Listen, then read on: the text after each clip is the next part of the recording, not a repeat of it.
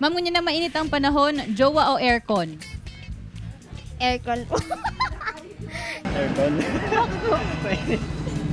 Aircon po. Jowa.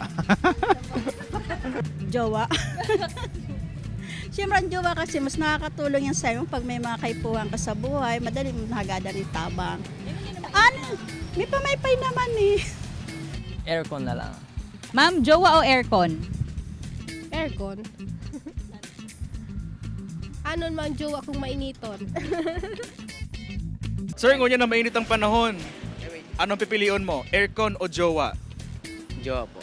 Aircon? Ang aircon, papresko.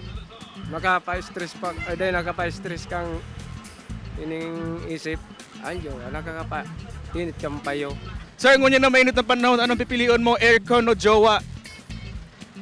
Si Agom, mas malipot pag mas malipot pag kaibanan siya. Aircon po. Kasi mainit po. Anon ko man jowa kung mainit ang panahon.